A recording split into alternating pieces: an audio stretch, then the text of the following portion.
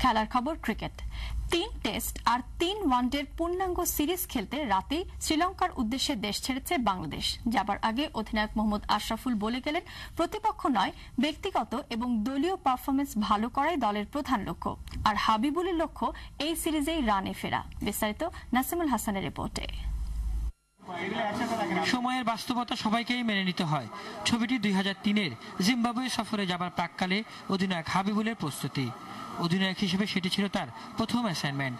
Zimbabwe থেকে ভারত, লম্বা এই সময়ের ভিতর হাবিবুল বনে গেলেন দেশের সফলতম অধিনায়কে।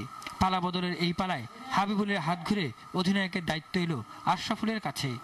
তাই এবারে লঙ্কা সফরে হাবিবুলের কাঁধে নেই বাড়তি চাপ, নেই দল এবং নিজের আলাদা কোনো ভাবনা। চাপমুক্ত হাবিবুল এবার মুক্ত মনে নিজেকে ঝালিয়ে নিয়েছেন শ্রীলঙ্কা সফরের জন্য। তাই দলের প্রস্তুতি ও লঙ্কা সফরে ভালো করতে দৃঢ়প্রত্যয়ী সাবেক এই অধিনায়ক। একটু অন্যরকম অবশ্যই লাগছে অনেকদিন পরে। তবে আমি তো খেলা শুরু করেছিলাম একজন খেলোয়াড় হিসেবে, ব্যাপারটাকে আসলে এখন ওইভাবে দেখছি। দল এখন অনেক পরিণত। আমাদের অল্প কয়েকদিন ট্রেনিং ছিল, যতটুকু ভালো করা সম্ভব ততটুকু আমরা করেছি। সবাই খুব কঠোর পরিশ্রম করেছে। আশা করছি এই ট্রিপটা আগের ট্রিপগুলিতে ভালো হবে। শুরু হলো আশরাফুল যুগের। এতদিন আশরাফুলকে ব্যস্ত থাকতে হতো নিজের ব্যাটিং নিয়ে। এবার যোগ হলো নতুন দায়িত্ব, অধিনায়ক আশরাফুল। নিজের প্রথম অ্যাসাইনমেন্ট নিয়ে কি ভাবছেন এই অধিনায়ক, শোনা যাক তার মুখে। ফার্স্ট ট্যুর করছি আমি শ্রীলঙ্কাতে ক্যাপ্টেন হিসেবে।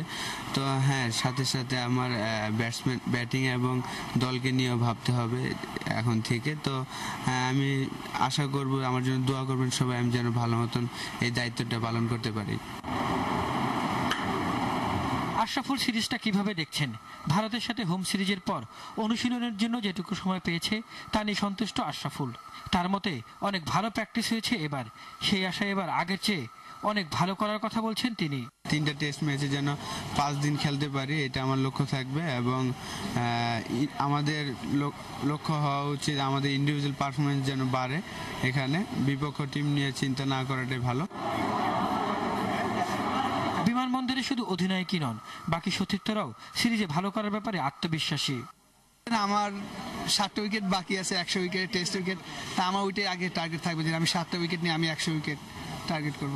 আগের পারফরমেন্স থেকে এবার যাতে আরো ভালো করা যায় সেই চেষ্টাই করব। শ্রীলঙ্কার ডেবিউতে ভালো খেলছি ওখানে, এবং টার্গেটটা ওঠানোর জন্য পুনরাবৃত্তি হয়। আবার ব্যক্তিগত পারফরমেন্সের পরে সবসময় লক্ষ্য ছিল, আর এবারও সেরকমই থাকবে।